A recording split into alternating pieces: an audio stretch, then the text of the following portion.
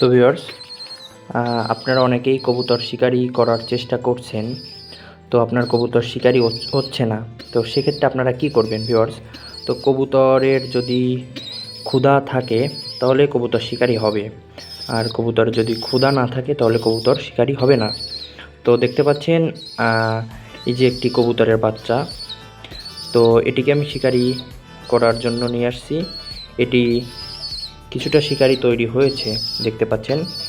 তো এটাকে যখন আমি প্রথমে এনেছিলাম তখন এটা আমাকে দেখে ভয় পেত এবং আমার কাছে আসতো না, খাবার খেত না। তো এইভাবে আমি এটাকে একদিনের মতন খাবার দিই নেই, রাত্রে খাবার দিছি, সকালে দিই নেই এবং পরবর্তী দিন রাত্রে আবার খাবার দিয়েছি। তো তো সেক্ষেত্রে কবুতরটির পেটে ক্ষুধা থাকবে এবং কবুতরটি আপনাকে দেখলে চলে আসবে। তো দেখতে পাচ্ছেন এই যে কবুতরটি আমাকে দেখলে চলে আসতেছে, আমার হাতে খাবার খুঁজতেছে। এইভাবে আমি কবুতরটিকে ক্ষুধার্ত করার পরে কবুতরটি যখন কবুতরের সামনে ধরতাম, খাবার খাওয়ার জন্য আসতো, তখন একটা একটা করে ছোলা দিতাম।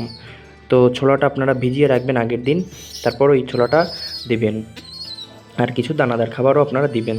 দেখুন ভিউয়ার্স, আমার হাতের সাথে একদম লেগে যাচ্ছে, আমার হাতের কাছে চলে আসতেছে। তো আপনারাও এইভাবে কবুতরকে শিকারি তৈরি করতে পারবেন। তো আপনারা কবুতরকে যখন কবুতরের খাবার মানে ক্ষুধা লাগবে তখন আপনারা কবুতরকে বাইরে রাখবেন, বাইরে রাখার পরে একটা করে ছোলা দিবেন, কবুতরটা খাবে। তো প্রথমত আপনাদের কবুতরকে ক্ষুধার্ত করতে হবে, ক্ষুধার্ত করার পরে কবুতরকে ছাড়বেন, কবুতর খাবারের জন্য আপনার হাতের কাছে আসবে।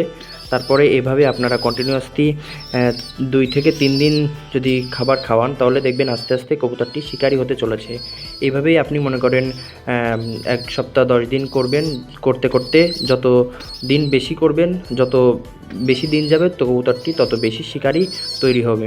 তো ভিউয়ার্স, আপনারা বুঝতে পেরেছেন যে আপনার কবুতর যদি শিকারি তৈরি না হয় তাহলে আপনারা কি কাজটি করবেন। কবুতরকে খাবার না দিয়ে কিছুক্ষণ পরে কবুতরকে অনেকটা সময় পরে ক্ষুধার্ত করে তারপর কবুতরকে আপনারা শিকারি করবেন। তো ভিউয়ার্স, আজকের ভিডিওটি এই পর্যন্তই। পরবর্তীতে আমরা আরও একটি নতুন ভিডিও নিয়ে চলে আসব পিয়াল টেডি লফটের পক্ষ থেকে।